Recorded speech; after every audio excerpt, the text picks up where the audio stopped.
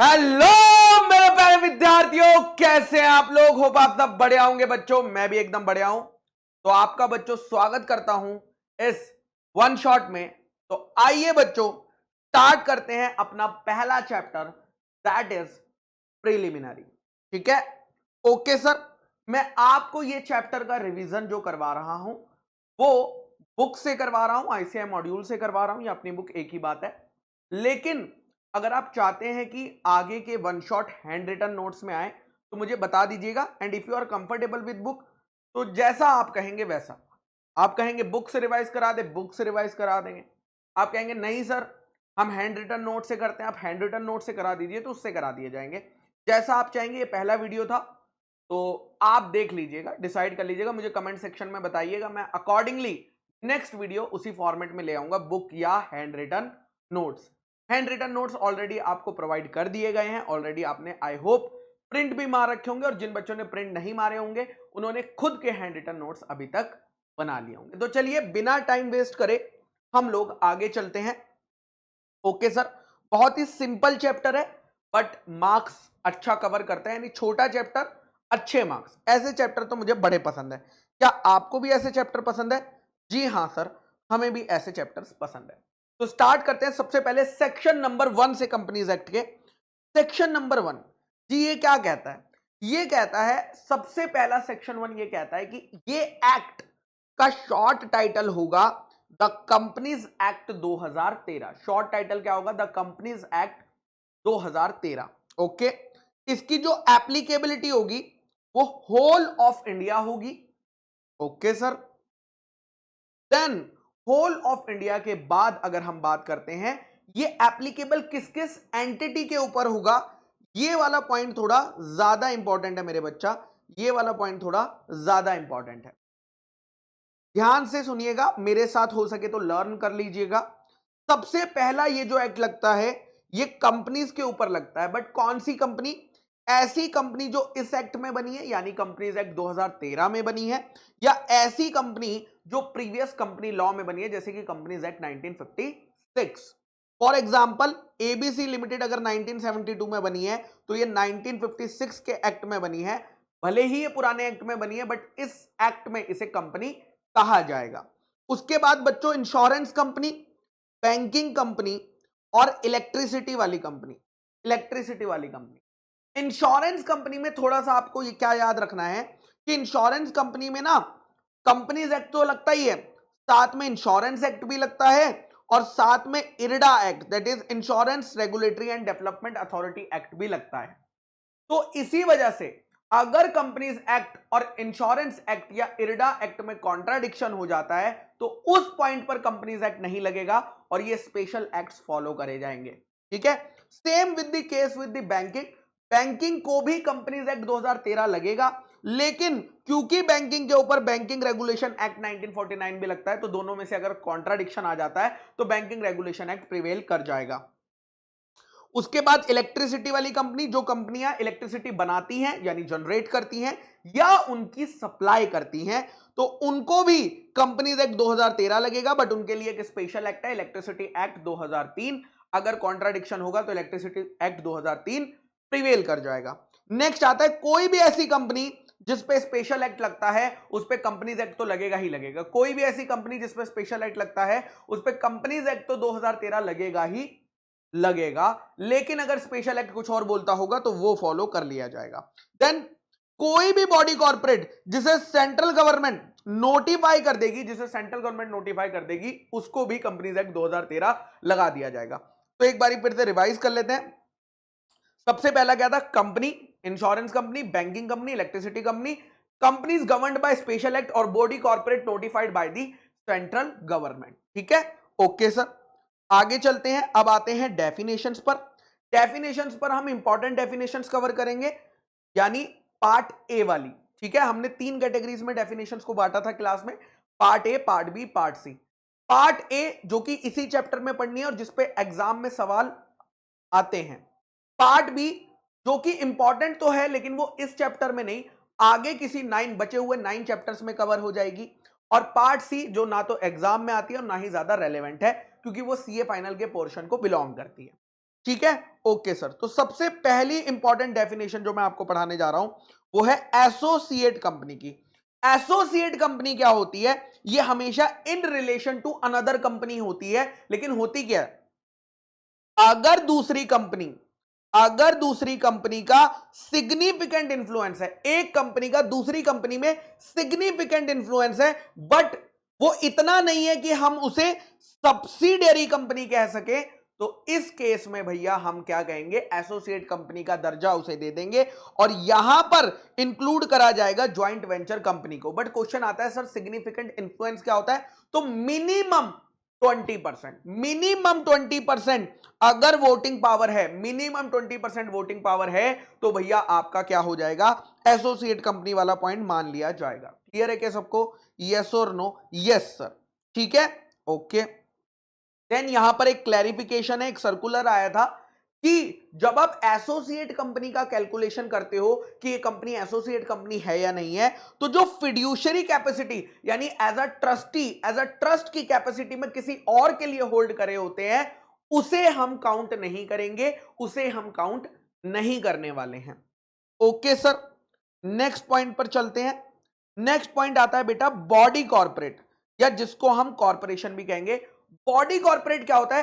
कोई भी कंपनी, देखो नॉर्मल कंपनी जो इंडिया में बनी है वो तो बॉडी कॉर्पोरेट है ही, साथ ही साथ कोई भी कंपनी जो इंडिया के बाहर इनकॉर्पोरेट हुई है, कोई भी कंपनी या बॉडी कॉर्पोरेट जो इंडिया के बाहर भी इनकॉर्पोरेट हुई है, उसे भी बॉडी कॉर्पोरेट का दर्जा दिया जाएगा। लेकिन इसमें दो चीजों को एक्सक्लूड करा गया है। कितनी चीजों को? दो चीजों को।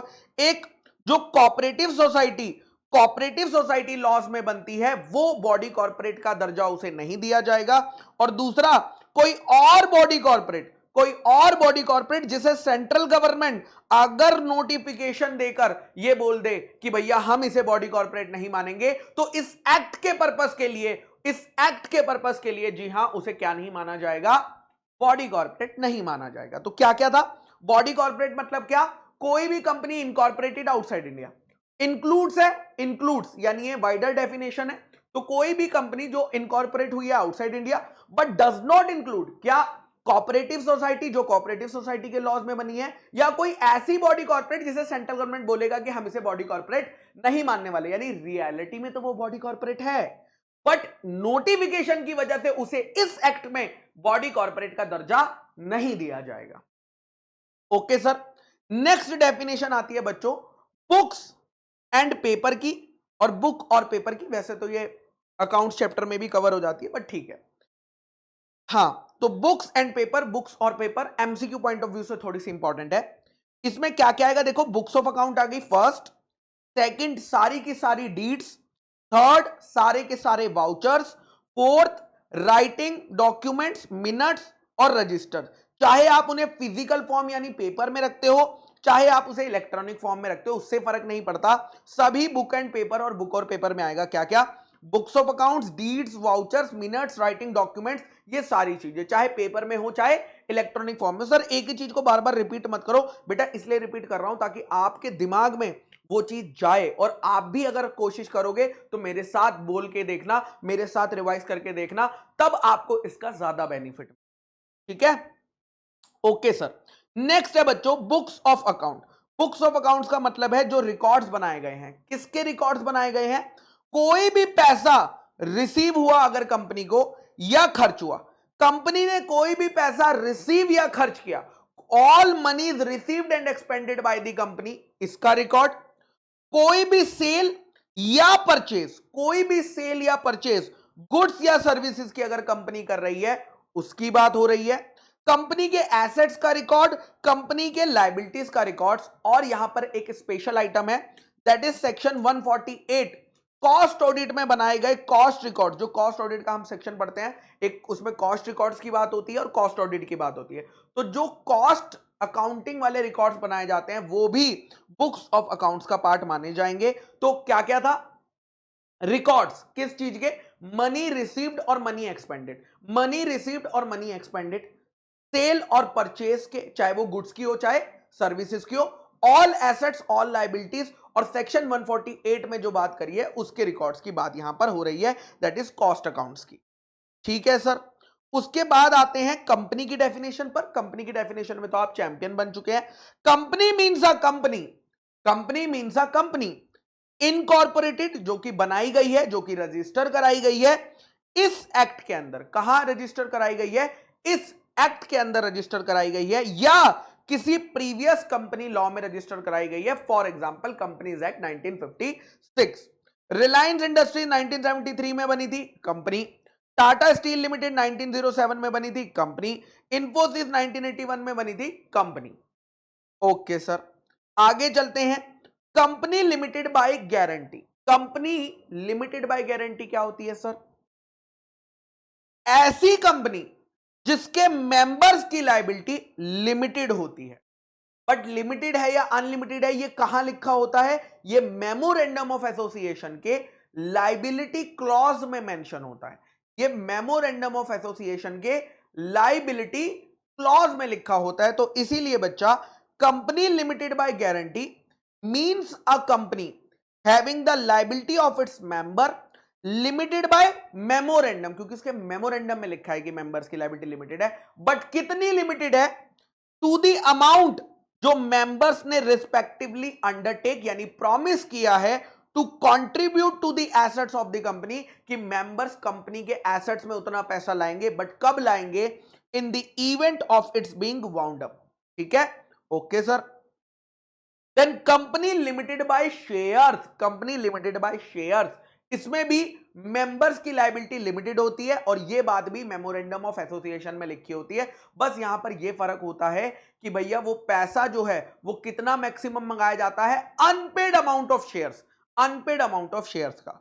सो means a company having the liability of its member limited by the memorandum to the amount if any unpaid on the shares respectively held by them, यानी शेयर होल्डर्स के द्वारा हेल्ड करे शेयर्स पे अगर कोई अनपेड अमाउंट रह गया है तो उतना हम उनसे मंगा सकते हैं, उससे ज्यादा हम उनसे नहीं मंगा सकते। फॉर एग्जाम्पल, एक शेयर होल्डर है बच्चों जिसने 75 रुपए पे कर दिए थे, फेस वैल्यू 100 रुपए की थी, तो यानी अब उससे कितना मंगाया जा सकता है? मैक्सिमम एक शेयर पर उसका 25 रुपया आना बाकी है, वो कंपनी मंगा सकती है। और ये कभी भी मंगा सकती है, कंपनी के चलते हुए भी और कंपनी के वाउंडिंग अप पे भी मंगाया जा सकता है। ओके सर, नेक्स्ट आता है बच्चों एक्सपर्ट। एक्सपर्ट आप जानते हो, हम प्रोस्पेक्टस हम चैप्टर में पढ़ते हैं एक्सपर्ट रिपोर्ट के बारे में, कि एक्सपर्ट जो है अपना स्टेटमेंट देता है, विड्रॉ भी कर लेता है, रिटर्न कंसेंट भी देता है। बट ये एक्सपर्ट होता क्या है? एक्सपर्ट इंक्लूड्स, यानी इनके अलावा भी कुछ आ सकता है, engineer expert, valuer expert, chartered accountant, company secretary, cost accountant, या कोई ऐसा पर्सन जिसके पास पावर या अथॉरिटी है। किस चीज की पावर या अथॉरिटी है? सर्टिफिकेट इशू करने की। कहां से उसके पास ये पावर आ रही है? बिकॉज ऑफ एनी लॉ जो उस टाइम पर एप्लीकेबल है। तो कौन कौन आ जाएगा बच्चों इसमें? Engineer, valuer, chartered accountant, company secretary, cost accountant, या कोई भी पर्सन जिसके पास पावर या अथॉरिटी है सर्टिफिकेट इशू करने की किसी भी एनी लॉ, कंपनी लॉ नहीं, एनी लॉ के under for the time being in force, हम उसे एक्सपर्ट का दर्जा दे देंगे, हम उसे एक्सपर्ट का दर्जा दे देंगे। ओके सर, नेक्स्ट आता है फाइनेंशियल स्टेटमेंट। फाइनेंशियल स्टेटमेंट क्या होते हैं? सो अगर हम कंपनी की बात करते हैं तो कंपनी की रिलेशन में फाइनेंशियल स्टेटमेंट्स का मतलब होता है balance sheet end of the financial year पे, यानी फाइनेंशियल ईयर के एंड पे जो एसेट्स और लायबिलिटीज की पोजीशन है, profit and loss account, profit and loss account, और ये फॉर द फाइनेंशियल ईयर होता है अगर आपकी कंपनी बिजनेस में है। बट अगर आपकी कंपनी प्रॉफिट के लिए काम नहीं करती, नॉट फॉर प्रॉफिट करती है, तो वो प्रॉफिट एंड लॉस अकाउंट नहीं बनाती, वो इनकम एंड एक्सपेंडिचर अकाउंट बनाती है। फिर वो क्या बनाती है? इनकम एंड एक्सपेंडिचर अकाउंट बनाती है। Then cash flow statement. Cash flow statement भी फाइनेंशियल ईयर का होता है, लेकिन कैश फ्लो स्टेटमेंट बेटा 4 कंपनियों को ऑप्शनल है कि वो अगर चाहे तो फाइनेंशियल स्टेटमेंट में कैश फ्लो बनाएंगी और नहीं चाहे तो नहीं बनाएंगी। अगर आपकी कंपनी 1% कंपनी है तो उसकी मर्जी है वो बनाना चाहे या नहीं बनाना चाहे। क्या कैश फ्लो की बात हो रही, ठीक है। स्मॉल कंपनी को भी ऑप्शनल है, डोरमेंट कंपनी को भी ऑप्शनल है, और ऐसी प्राइवेट कंपनी जो कि एक स्टार्टअप कंपनी है, यानी प्राइवेट कंपनी जिसको एक रजिस्ट्रेशन सर्टिफिकेट मिला हुआ है स्टार्टअप कंपनी का, वो भी, उसको भी ऑप्शनल होता है। ठीक है, नेक्स्ट आता है statement of changes in equity if applicable, क्योंकि सारी कंपनियों को 100 की नहीं बनाना होता है, एक क्राइटेरिया होता है, उसके बाद बनाना होता है, और इनसे रिलेटेड एक्सप्लेनेटरी नोट्स, ये सारी चीजें बच्चों क्या होती है, फाइनेंशियल स्टेटमेंट का पार्ट बनती है, फाइनेंशियल स्टेटमेंट का पार्ट बनती है। तो फाइनेंशियल स्टेटमेंट में क्या क्या आता है, बैलेंस शीट, P&L अकाउंट, अगर नॉट फॉर प्रॉफिट है तो income and expenditure account, cash flow statement, चार कंपनियों के लिए ऑप्शनल होती है, statement of changes in equity अगर एप्लीकेबल है तो, और लास्ट एक्सप्लेनेटरी नोट्स जो कि पार्ट बनते हैं ऊपर के डॉक्यूमेंट्स के। ओके सर, नेक्स्ट पॉइंट पर चलते हैं मेरे बच्चा। फाइनेंशियल ईयर की definition, again important definition. Financial year की अगर मैं बात करता हूं तो नॉर्मल ईयर है, चाहे कंपनी की बात करो चाहे बॉडी कॉर्पोरेट की बात करो, दोनों के लिए जो फाइनेंशियल ईयर होगा वो कहां से स्टार्ट होगा, 1 अप्रैल से स्टार्ट होकर 31 मार्च तक। जो पीरियड एंड होगा means the period ending on the 31st day of March every year, यानी फाइनेंशियल ईयर कब स्टार्ट होगा, कब एंड होगा, 1 अप्रैल को स्टार्ट होगा और 31 मार्च को एंड होगा। ठीक है, ओके सर। लेकिन अगर आपकी कंपनी इनकॉर्पोरेट हुई है या तो 1 जनवरी को या 1 जनवरी के बाद, 1 जनवरी या 1 जनवरी के बाद आपकी कंपनी इनकॉर्पोरेट हुई है, तो उस केस में आपको 31 मार्च नेक्स्ट ईयर का लेना है। फॉर एग्जाम्पल, एक एग्जाम्पल ले लेते हैं। मान लीजिए आपकी कंपनी 1 जनवरी 2016 में इनकॉर्पोरेट हुई है, तो आपका फाइनेंशियल ईयर 31 मार्च 2017, 31 मार्च 2017 नेक्स्ट ईयर का लेंगे, ना कि 31 मार्च 2016। ये आपको याद रखना है, एमसीक्यू पॉइंट ऑफ व्यू से बड़ा ही इंपॉर्टेंट है। ठीक है, ओके सर। चलिए नेक्स्ट आता है, अगर आप एक ऐसी कंपनी हो, अगर आप एक ऐसी कंपनी हो जो किसी कंपनी इनकॉर्पोरेटेड आउटसाइड इंडिया की या तो होल्डिंग कंपनी हो, या तो सब्सिडियरी कंपनी हो, या एसोसिएट कंपनी हो।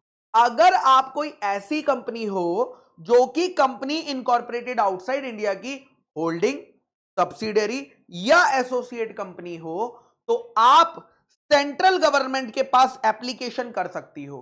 क्यों एप्लीकेशन करोगी, क्यों एप्लीकेशन करोगी, आपका फाइनेंशियल ईयर का पीरियड चेंज कराने के लिए। लेकिन आप चेंज क्यों करवाओगे, for the purpose of consolidation of accounts outside India, क्योंकि इंडिया के बाहर आपके अकाउंट्स कंसोलिडेट होने वाले हैं। तो हो सकता है आप जिस कंपनी की एसोसिएट होल्डिंग वगैरह हो, तो जब वहां पर कंसोलिडेशन हो तो उस कंट्री में डिफरेंट फाइनेंशियल ईयर फॉलो होता हो। इसी वजह से आप सेंट्रल गवर्नमेंट के पास एप्लीकेशन कर सकते हो।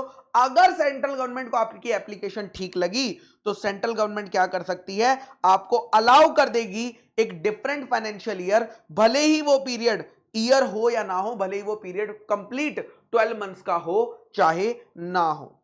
ठीक है, चलिए उसके बाद आता है बच्चों free reserves.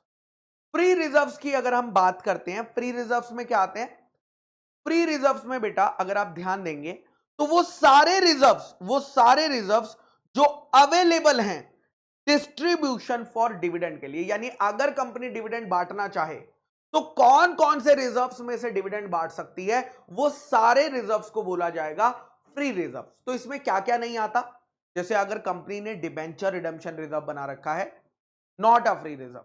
Capital redemption reserve बना रखा है, नॉट अ फ्री रिजर्व।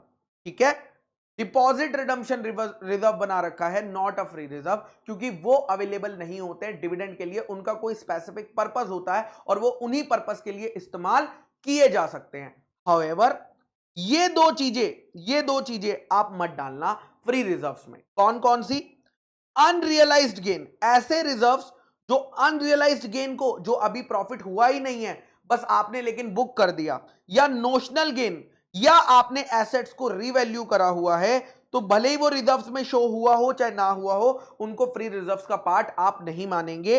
और दूसरा, अगर आपने एसेट या लायबिलिटी को फेयर वैल्यू अगर आप चेंज कर रहे हो, कैरिंग अमाउंट को, एसेट के अमाउंट को बढ़ा रहे हो, करेक्ट, या लायबिलिटी के अमाउंट को कम करते हो फेयर वैल्यू पे लाने के लिए, तो उससे भी एक रिजर्व क्रिएट होगा, उसको भी आप फ्री रिजर्व्स में काउंट मत करना।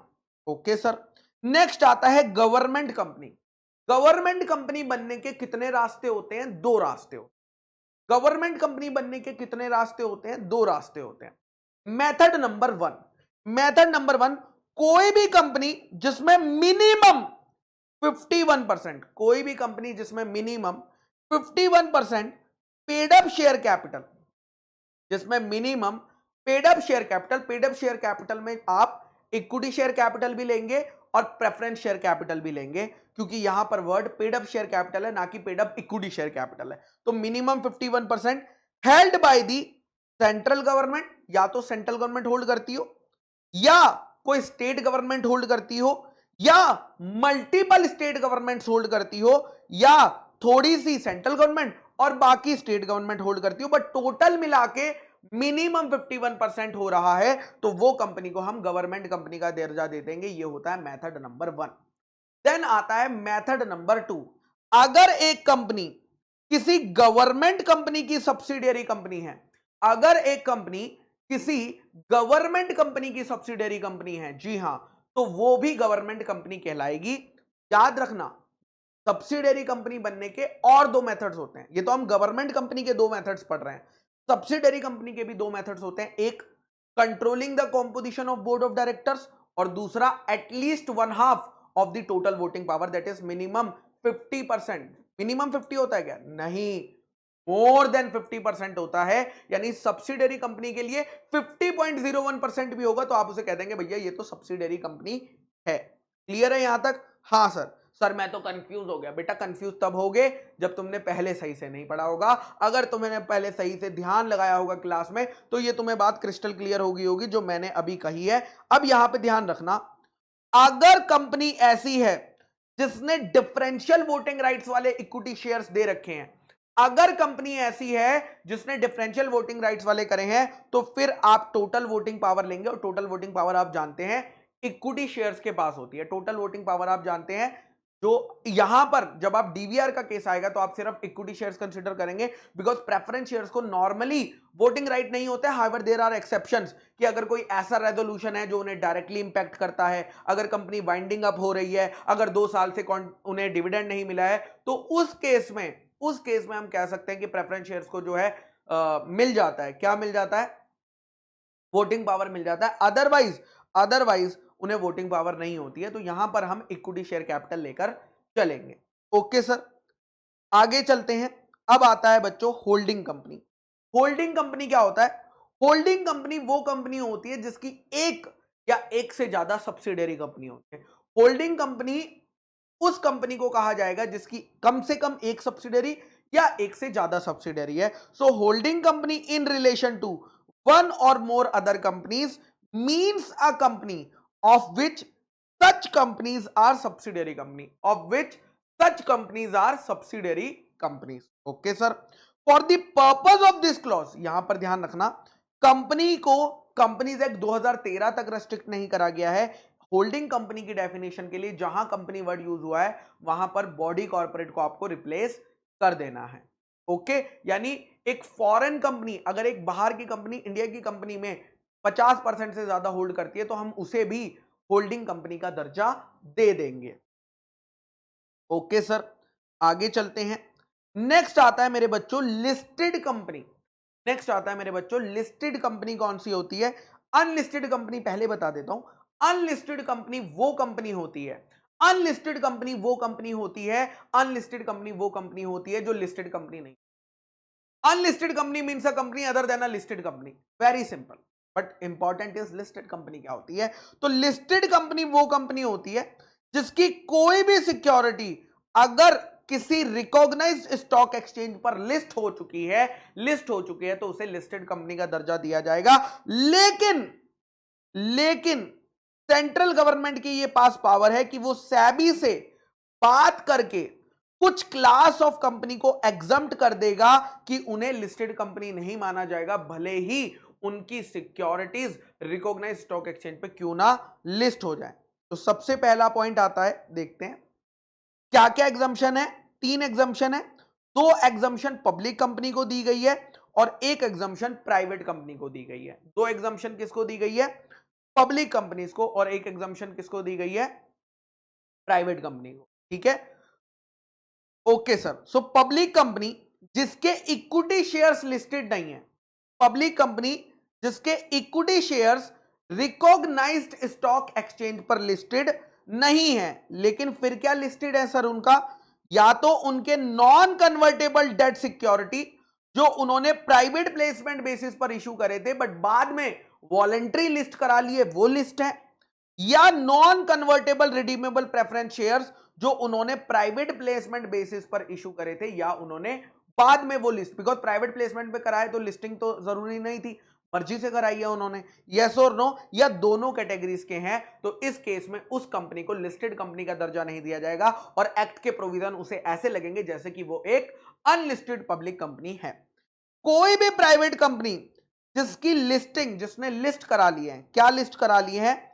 नॉन कन्वर्टेबल डेट सिक्योरिटी, उसने अपनी नॉन कन्वर्टेबल डिबेंचर्स को लिस्ट करा लिया है जो उसने इशू करे थे प्राइवेट प्लेसमेंट बेसिस पे। ये बात तो हम भी जानते हैं कि एक प्राइवेट कंपनी पब्लिक इशू नहीं ला सकती, तो उसने जो डेट उठाया होगा वो प्राइवेट प्लेसमेंट बेसिस पे ही उठाया होगा। ठीक है, ओके सर। देन आता है पब्लिक कंपनी, ऐसी पब्लिक कंपनी जिसके equity shares recognized stock exchange पर तो लिस्टेड नहीं है, लेकिन जिसके इक्विटी शेयर्स वहां पर लिस्टेड है जो बाद में नोटिफाई किया जाएगा। अब तक नोटिफाई नहीं किया गया है वो जुरिस्डिक्शन, बट जैसे नोटिफाई कर दिया जाएगा तो वहां पर अगर लिस्टेड होंगे तो हम उसे अनलिस्टेड कंपनी नहीं मानेंगे। So third point is not that much relevant.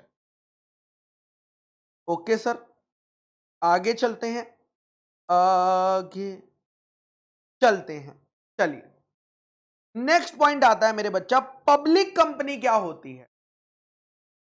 Next point क्या आता है बेटा? पब्लिक कंपनी क्या होती है? चलिए, पब्लिक कंपनी वो कंपनी होती है जो प्राइवेट कंपनी नहीं होती है और जिसकी minimum paid up share capital वो होती है जो रूल्स में प्रिस्क्राइब करी गई है। हाउएवर अभी तक रूल्स में कुछ भी प्रिस्क्राइब नहीं करा गया, अभी तक रूल्स में मेरे बच्चा कुछ भी प्रिस्क्राइब नहीं करा गया। इंपॉर्टेंट पॉइंट इसमें यह है कि किसी अगर एक प्राइवेट कंपनी किसी पब्लिक कंपनी की सब्सिडियरी है, अगर एक प्राइवेट कंपनी किसी पब्लिक कंपनी की सब्सिडियरी है तो लॉ की नजरों में उसे डीम्ड पब्लिक कंपनी का दर्जा दिया जाएगा। इससे फर्क नहीं पड़ता कि वो प्राइवेट कंपनी अपने आर्टिकल ऑफ एसोसिएशन में अभी भी वो 3 कंडीशंस मेंशन करके बैठी हुई है, अभी भी। सर कौन सी 3 कंडीशन? बच्चों प्राइवेट कंपनी के केस में ना, प्राइवेट कंपनी के केस में आर्टिकल्स में 3 बातें लिखी होती हैं। कौन सी 3 बातें लिखी होती? बात number 1, restrict the right to transfer its share, कि प्राइवेट कंपनी में शेयर होल्डर्स शेयर्स को ट्रांसफर तो कर सकते हैं बट रेस्ट्रिक्शन होता है जो कंडीशंस आर्टिकल ऑफ एसोसिएशन में लिखी है उसको फॉलो करके। सेकंड, मैक्सिमम नंबर 200 होते हैं। मैक्सिमम नंबर कितने होते हैं बेटा? 200। मैक्सिमम नंबर कितने होते हैं बेटा? 200। 1% कंपनी के केस में मैक्सिमम एक ही होता है, मिनिमम भी एक होता है, बट प्राइवेट कंपनी के केस में आर्टिकल ऑफ एसोसिएशन में यह मेंशन होता है कि मैक्सिमम नंबर कितने होंगे? 200। और 200 की काउंटिंग भी बड़ी स्पेशल तरीके से करी जाती है। क्या? अगर 2 या 2 से ज्यादा लोग एक या एक से ज्यादा शेयर्स को कंपनी में ज्वाइंटली होल्ड करते हैं, यानी अगर वो ज्वाइंट शेयर होल्डर है, तो प्राइवेट कंपनी के पर्पस के लिए उन्हें सिंगल मेंबर काउंट किया जाएगा। भले ही 5 लोग एक शेयर होल्ड करते हैं बट उन्हें सिंगल मेंबर काउंट किया जाएगा। प्रोवाइडेड फर्दर दैट जो कंपनी के करंट इंप्लॉइज हैं, जो कंपनी की इंप्लॉयमेंट में हैं, वो लोगों को काउंट नहीं किया जाएगा, या कंपनी की पहले इंप्लॉयमेंट में थे यानी जो एक्स इंप्लॉय है और वो मेंबर्स तब बने थे जब वो कंपनी में जॉब करते थे, जब वो कंपनी में एम्प्लॉय थे और उन्होंने उसको कंटिन्यू करा है, उसको कंटिन्यू करा है। Okay sir. थर्ड बात जो आर्टिकल ऑफ एसोसिएशन में लिखी होती है प्राइवेट कंपनी के, वो क्या होती है? प्रोहाइबिट्स। प्रोहाइबिट्स मतलब बिल्कुल मनाही है। प्राइवेट कंपनी के केस में बिल्कुल मनाही है। क्या मनाही है sir? Any invitation to the public to subscribe for any securities of the company. यानी ये प्राइवेट कंपनी पब्लिक को नहीं बोल सकती कि आओ आओ आओ हमारे शेयर्स खरीद लो, हमारे डिबेंचर्स खरीद लो। प्राइवेट कंपनी नहीं कह सकती। हाउएवर ये सारी कंडीशन, ये जो 3 बातें हमने लिखी, ये पब्लिक कंपनी को लागू नहीं होंगी। ठीक है, ओके सर, ओके सर, आगे चलते हैं।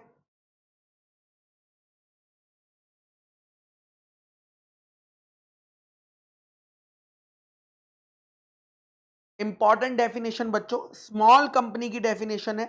स्मॉल कंपनी की अगर मैं डेफिनेशन की बात करता हूं तो ध्यान रखिएगा, स्मॉल कंपनी वो कंपनी होती है जो other than a public company हो, यानी वो प्राइवेट कंपनी हो सकती है, वो प्राइवेट कंपनी हो सकती है बट पब्लिक कंपनी कभी नहीं हो सकती, जिसका पेड अप शेयर कैपिटल, आपको सीधा बताता हूं, घुमा फिरा के नहीं बताता यहां पे, जिसका maximum paid up share capital कितना होना चाहिए? That is 4 crore. मैक्सिमम कितना होना चाहिए? 4 करोड़। एंड जिसका टर्नओवर कितना होना चाहिए? मैक्सिमम 40 करोड़। तो 3 कंडीशन देख लेना, other than public company, paid up share capital 4 crore, maximum maximum 0 से लेकर 4 करोड़ तक, और टर्नओवर 0 से लेकर 40 करोड़ तक। ठीक है, स्मॉल कंपनी का स्टेटस पाने के लिए आप एक होल्डिंग कंपनी नहीं होने चाहिए, आप सब्सिडरी कंपनी नहीं होने चाहिए, आप सेक्शन 8 कंपनी नहीं होने चाहिए, या आप कोई ऐसी कंपनी या बॉडी कॉर्पोरेट नहीं होनी चाहिए जिसपे कि स्पेशल एक्ट लागू होता है। ओके सर, नेक्स्ट पॉइंट पे आते हैं बेटा, सब्सिडरी कंपनी। नेक्स्ट पॉइंट क्या है मेरे बच्चा? सब्सिडरी कंपनी, या जिसको सब्सिडरी भी बोला जाता है।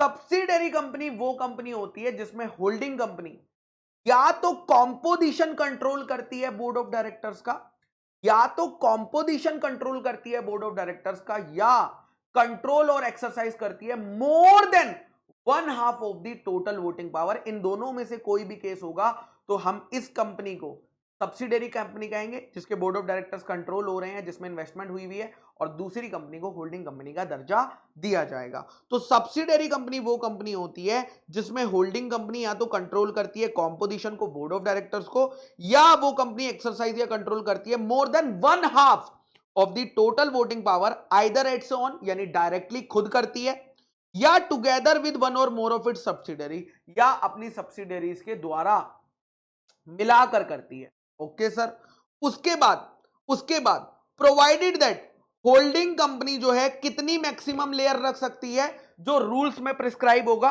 और रूल्स में कितना प्रिस्क्राइब है? 2 लेयर से ज्यादा नहीं रख सकते हैं सर, रूल्स में प्रिस्क्राइब है but not in our syllabus. For the purpose of this clause, now अगर एक कंपनी, ये बोल रहे हैं चैन रूल की बात कर रहे हैं, ठीक है, A B C, A B C, ठीक है, ओके सर। नाउ अगर मैं ध्यान से देखूं एबीसी को,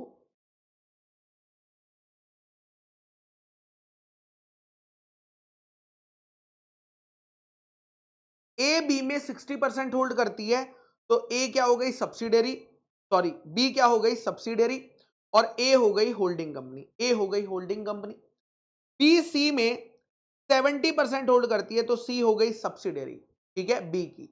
बट ये वाला पॉइंट बोलता है a company shall be deem to be a subsidiary company of the holding company even if the control is of another subsidiary company. मतलब सी जो है वो ए की भी सब्सिडरी कंपनी मानी जाएगी, भले ही ए का कोई डायरेक्ट कंट्रोल सी पे नहीं है, अपनी सब्सिडरी के थ्रू है। यानी सी की 2 होल्डिंग कंपनी हो गई, एक बी लिमिटेड और एक ए लिमिटेड, और ए लिमिटेड की यहां पर 2 सब्सिडरी हो गई, बी लिमिटेड और C limited. Okay sir, then next point आता है एक्सप्लेनेशन में कि composition of companies board of directors को कंट्रोल करने का क्या मतलब है।